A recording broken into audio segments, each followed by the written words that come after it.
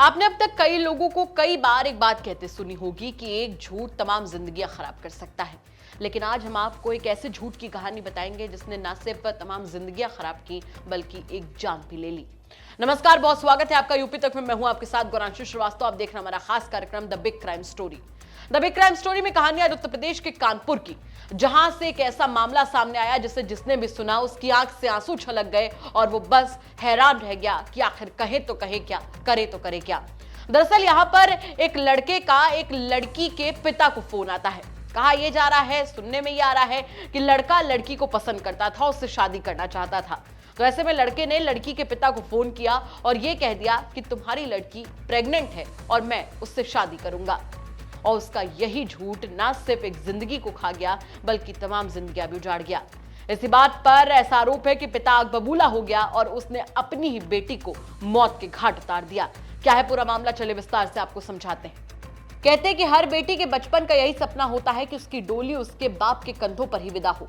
बेटी अपने पिता को आइडियल तो मानती ही है, इसके साथ साथ जिंदगी भर अपने पिता की दुलारी रहने का सपना भी देखा करती है।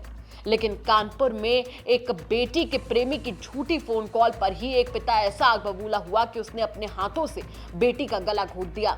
जबकि बेटी दुहाई देती रही कि पिताजी ऐसा कुछ नहीं है, वो लड़का झूठ बोल रहा है, लेकिन पिता नहीं माना। घटना कानपुर के रावतपुर इलाके की है, जहां पर एक लड़की का सोनू नाम के एक लड़के के साथ अफेयर चल रहा था, ऐसा बताया जा रहा है। सोनू लड़की से शादी करने के लिए तैयार था, लेकिन उसके पिता नहीं मान रहे थे। माँ बाप का कहना था कि लड़की अभी छोटी है। इससे सोनू ने लड़की के पिता को फोन करके एक फर्जी सूचना दे दी कि तुम्हारी बेटी से मेरा प्रेम संबंध है, वो प्रेग्नेंट भी है, इसलिए मैं उससे शादी करूंगा, मेरी शादी करवा दो। पिता इस बात से इतना आग बबूला हुए कि गुस्से में घर आकर सबसे पहले अपनी पत्नी को मायके छोड़ा, फिर दारू पी और नशे में ही अपने घर पहुंचा। घर पहुंचकर उसने सो रही बेटी की निर्मम तरीके से हत्या कर दी। अब बेटी जा चुकी है और बेटी की मां का रो रो कर बुरा हाल है। वो समझ नहीं पा रही कि वो कहे तो कहे क्या, वो करे तो करे क्या। वो जमीन पर लौट रही है, वो रो रही है, लेकिन उसे इस बात का इल्म है कि उसकी बेटी कभी वापस नहीं आएगी। बेटी की मां का कहना है कि पिता अपनी बेटी से बहुत प्यार करते थे, लेकिन एक झूठ ने उनकी बच्ची को, उनके जिगर के टुकड़े को उनसे छीन लिया। मां का दर्द क्या है, चलिए आपको दिखाते हैं। प्रेग्नेंट है इसीलिए मां। हाँ, ऐसा कुछ नहीं था, मेरा बच्चा ठीक था, बड़े दुलार से पाला हुआ है। मेरा बच्चा। लड़की को बहुत चाहता है, बात है। वो भी लड़की को बहुत प्यार करते थे, उसके भड़काए में आ गए। तो आप नहीं थे जब वो मारते हत्या की? हम नहीं थे। कल रात में उसने जब बात करी तो ये गुस्सा में हमको मैके छोड़ आए थे। उसके बाद मारा? उसके बाद सवेरे हमने बात करी तो वो सो रही थी। वहीं इस पूरे मामले पर पुलिस का क्या कुछ कहना, चले वो भी आपको सुनवा देते हैं। आज जो है राधा विहार कॉलोनी थाना क्षेत्र रावतपुर समय करीब 11 बजे के बाद एक सूचना प्राप्त हुई, जिसमें ये बताया गया कि उसके जो है श्याम बहादुर दिवाकर जी हैं, उनकी एक पुत्री 16 वर्षीय है, उसको केबिल से गला दबाकर हत्या कर दी गई। प्रथम दृष्टया जो है सूचना पे पुलिस पहुंची। पुलिस ने जो है फॉरेंसिक टीम के साथ उसका निरीक्षण किया और शव को अग्रिम जो है पोस्टमार्टम हेतु भेजा गया है मोर्चरी। और ऐसा लग रहा है कि जो है कुछ जो है प्रेम संबंधों के कारण जो है हुआ है।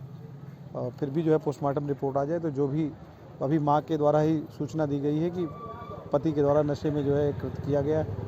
आगे जो भी होगा, अगर कोई तहरीर मिलेगी तो उस पर अभियोग पंजीकृत करके जो भी होगा विधिक कार्रवाई की।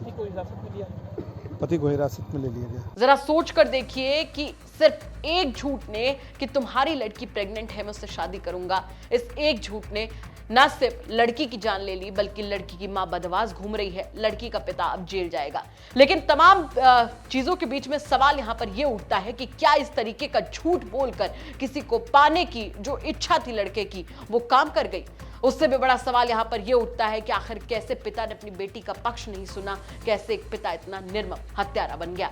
इन तमाम सवालों के साथ आपको छोड़कर जा रहे हैं। साथ ही आपसे ये भी कहना चाहेंगे कि अगर आपके आसपास के इलाके में कोई ऐसी बड़ी घटना होती है जो कि क्राइम की एक बड़ी खबर बन सकती है तो हमें कमेंट करके जरूर बताइएगा। हम उसकी तह तक जाएंगे, उसके बाद में उसे खबर के तौर पर आप तक जरूर पहुंचाएंगे। नमस्कार।